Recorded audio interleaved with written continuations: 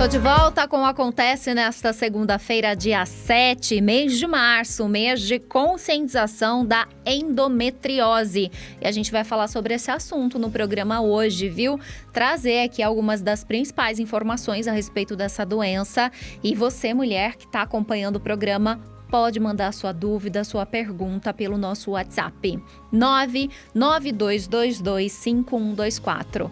Há pouco tempo a gente teve aqui a Nani Camargo, que se afastou durante um mês porque passou por uma cirurgia de endometriose. E a Nani publicou nas redes sociais dela um texto, um verdadeiro relato de como foi esse período. Eu reproduzo aqui na tela para quem nos assiste também a publicação da Nani no Instagram. E ela diz o seguinte: hoje, às 6h30 da manhã, eu retirei a sonda da minha bexiga. Isso foi no dia 31 de janeiro de 2022. Foram 15 dias com a minha coleguinha me acompanhando 24 horas. Seguimos agora para a próxima etapa da recuperação. E sim, é um momento de felicidade e de muito agradecimento dentro do meu peito.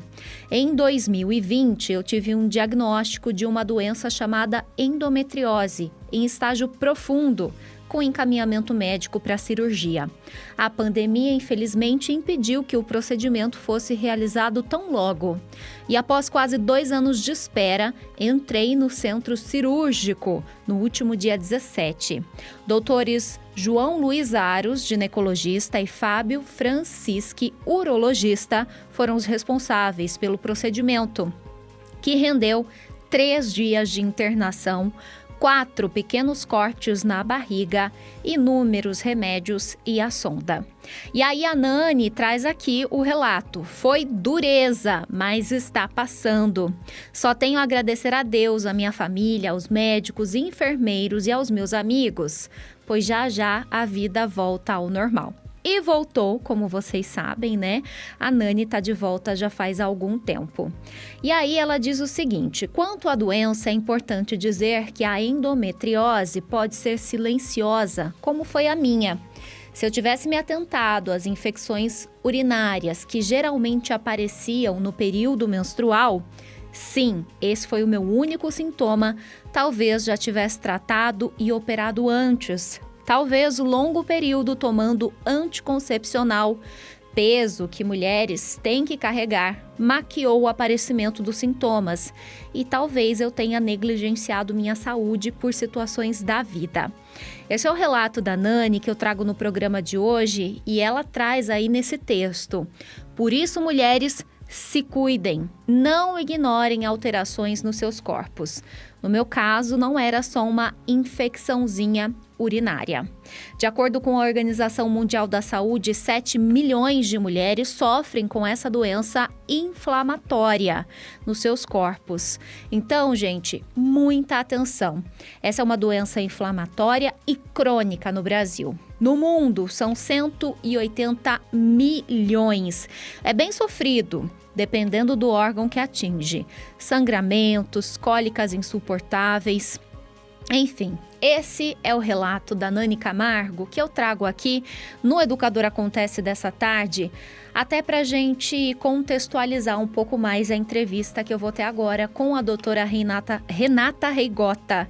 Ela que é médica ginecologista e vai conversar conosco sobre endometriose. Março é o mês da endometriose. Doutora, muito obrigada, viu, pela sua participação. Boa tarde. A senhora ouviu aí o relato que eu trouxe da nossa colega que ficou um mês afastada porque teve que passar por um procedimento cirúrgico. E já de pronto eu te pergunto, a endometriose, ela é silenciosa ou não? Boa tarde. Boa tarde, Mariana. Boa tarde a todos que estão nos acompanhando. É um grande prazer, inicialmente, poder conversar um pouco com vocês sobre um assunto tão importante como a endometriose. Como já foi dito, são muitas as mulheres acometidas pela doença. Realmente, em 20% a 30% aproximadamente dos casos, as pacientes não apresentam sintomatologia, os sintomas mais característicos da doença, que seriam as cólicas menstruais muito intensas, dores na região pélvica, na região baixa do abdômen, mesmo fora dos períodos pré-menstrual e menstrual, dor durante a relação sexual, infecções urinárias de repetição, aumento do fluxo menstrual e dificuldade para engravidar. Nós sabemos que 30% a 40% das mulheres que enfrentam dificuldade para engravidar, que recebem o diagnóstico de infertilidade, também são portadoras da endometriose. Então, realmente é uma doença, graças a Deus, benigna, mas que pode trazer algumas repercussões importantes para o dia a dia das pacientes, das mulheres que a apresentam e que, portanto, merece sim uma atenção especial. E doutora, didaticamente, o que é a endometriose e o que ela atinge, então, nesse corpo feminino, né, no organismo? A endometriose ela é caracterizada pela presença de células do endométrio fora do seu local habitual. Endométrio é o nome que a gente dá à camada interna do útero, que é a área que descama, que se desprende durante a menstruação da mulher. Essas células fora do seu local habitual são reconhecidas, então, pelo organismo, e o próprio organismo, na tentativa de retirá-las desse local inadequado, começa a produzir citocinas pró-inflamatórias, por isso que nós geralmente explicamos que a endometriose é uma doença inflamatória crônica, só que essas células permanecem no seu local inadequado. E é exatamente essa a questão, esse processo, essa reação inflamatória crônica, que gera as consequências da endometriose, que muitas vezes são alterações, aderências, como se fossem cicatrizes internas na pelve, que nós chamamos de aderências, e que podem causar alteração da anatomia dos órgãos pélvicos. Pode levar, inclusive, à formação de cistos de endometriose nos ovários, que nós chamamos de endometrioma. A endometriose pode acometer intestino, bexiga, pode, inclusive, acometer órgãos fora da pelve, da região pélvica, pleura, que é a membrana que envolve os pulmões, diafragma, que é um músculo associado à respiração, ou seja, existem casos menos frequentes, mas existem casos descritos na literatura de endometriose fora da região pélvica. Então, a endometriose é, sim, uma doença inflamatória crônica, caracterizada pela presença de células do endométrio fora do seu local habitual, ou seja, fora da cavidade interna do útero. E doutora, como descobrir? É possível desconfiar, né? A gente já falou aqui sobre alguns dos principais sintomas, mas o que observar que pode ser algo fora do comum?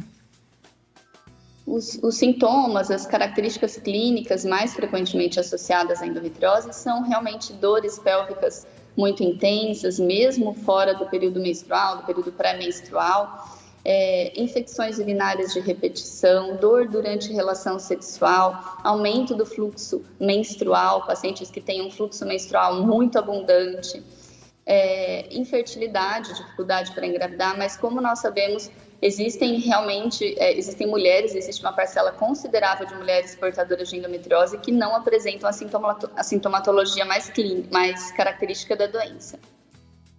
A endometriose ela pode ser detectada na prática clínica através de 2 exames de imagem. O ultrassom específico para pesquisa de endometriose, que é feito com preparo intestinal, e a ressonância magnética.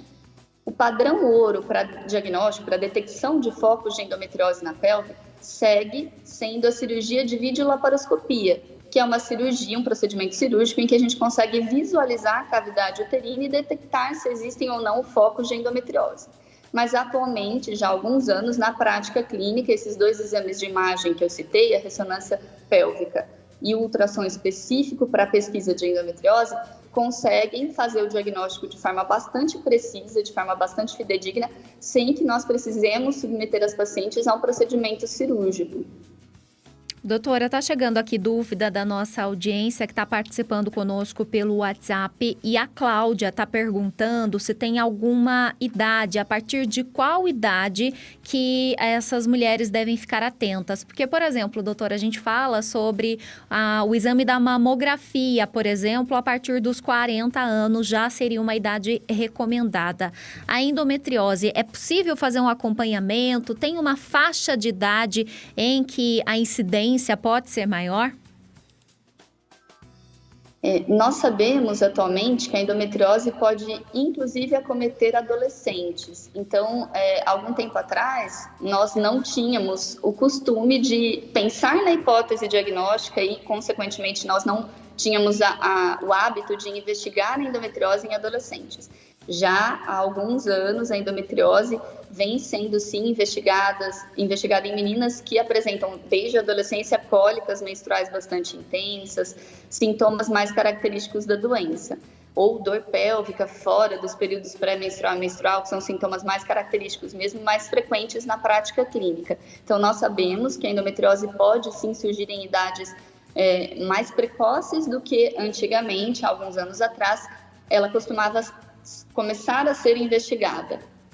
E vale a pena, não existe uma idade a partir da qual a gente comece a triar a endometriose, porque na prática clínica, em consultório, nós costumamos investigar a doença quando existem sinais clínicos da presença da mesma. Não é uma doença que faça parte da rotina ginecológica. Então, ela passa a ser investigada quando, de fato, existem sinais ou sintomas que nos façam levantar a hipótese diagnóstica de endometriose. A Márcia, do Jardim São Paulo, também está aqui com dúvida. Ela pergunta com relação aos riscos da endometriose e pergunta também o que pode se fazer diante aí do diagnóstico da doença, no que diz respeito ao alívio dessas dores, doutora. A endometriose é uma doença benigna que pode trazer algumas repercussões bastante impactantes quando nós consideramos a qualidade de vida das mulheres portadoras de endometriose. Essa é a grande questão envolvida quando nós consideramos o assunto endometriose. A endometriose, o tratamento da doença, na verdade, vai depender da fase da vida da mulher em que o diagnóstico é realizado, em que a detecção é feita.